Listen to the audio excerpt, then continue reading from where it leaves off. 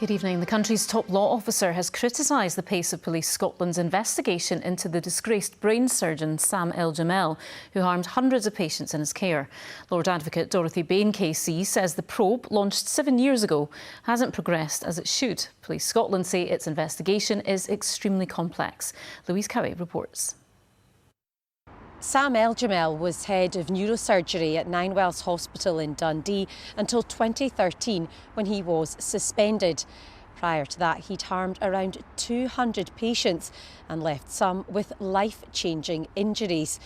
Police Scotland launched an investigation into Sam El-Jamel called Operation Stringent back in 2018. Campaigners have been highly critical of this probe.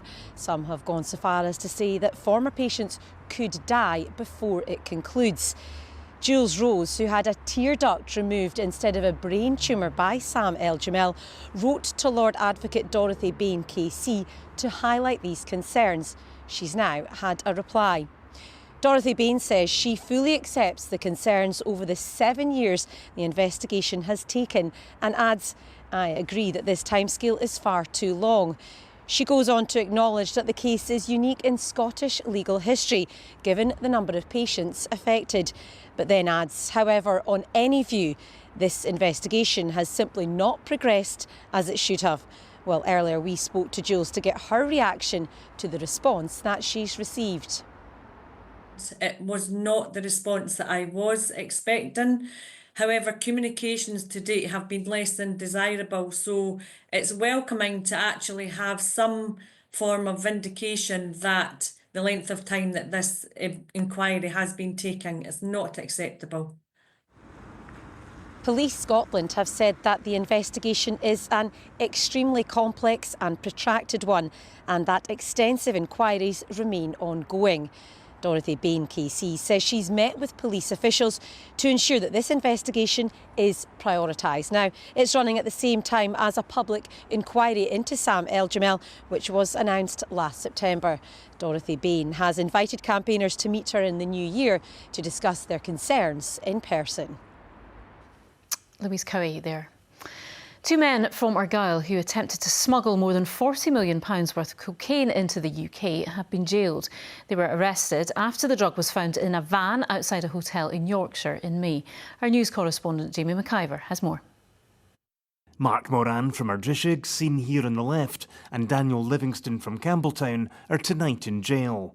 They were sentenced today at Hull Crown Court, 7 months after officers seized more than 500 kilograms of cocaine. This is a very significant seizure. The drug seized was just over half a tonne of cocaine, 524 kilos in fact. And those drugs are valued at £42 million on the street, with a wholesale value of approximately 16.7 million. So it's a very significant seizure. The men attempted to import cocaine into Britain on a small boat. They were arrested in May. Officers found the cocaine in Livingston's van, parked outside a hotel in Lely in East Yorkshire. Moran was convicted of conspiracy to import cocaine after a trial in October. He's now been sentenced to 15 years in jail. Livingston had pleaded guilty to the same offence. His sentence is for 7 years and 9 months. The sentencing should signal that anybody involved in this crime can expect to be brought to justice. The National Crime Agency will continue to work with its partners both nationally and internationally, from local to global, to bring these offenders to justice. This was a major drugs haul, and several agencies worked together in the operation. A co-accused, a Colombian, will be sentenced at a later date. A fourth man, also from Argyll and Bute, had earlier been acquitted. Jamie McIver, reporting Scotland. A 50-year-old man has died after the light aircraft he was piloting crashed near Fife Airport. The Air Accident Investigation Branch is investigating the crash, which happened near Kinglassie around 11:40 this morning.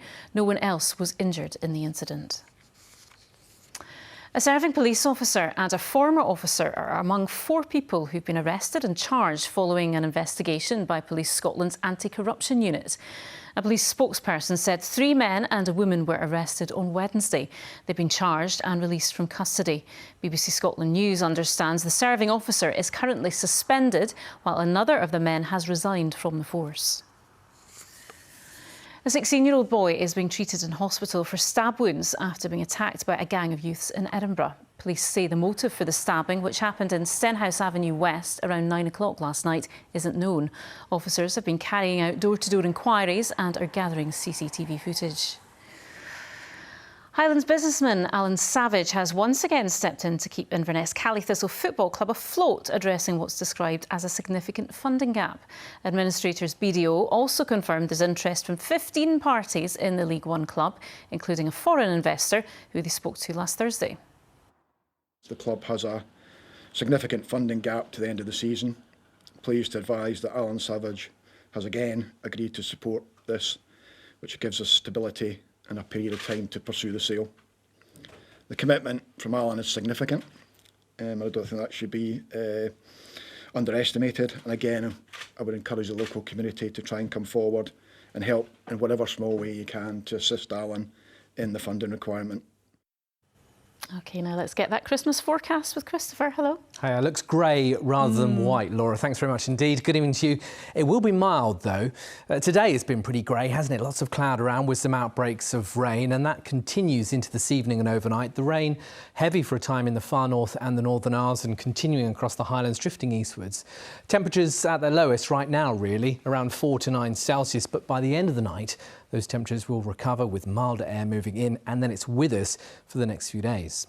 So for Christmas Eve, it's cloudy with outbreaks of rain across parts of western Scotland. Elsewhere, largely dry, but rather grey and overcast, certainly across southern Scotland, and mild. Temperatures 12, 13 Celsius, breezy from the west-southwest. Some brighter skies through parts of Fife, Angus and Aberdeenshire. That could see temperatures here up to around 14 or 15 degrees. Towards the west and northwest, it's cloudy with patchy rain and drizzle at times, bit of mist and murk in the hills and around the coast.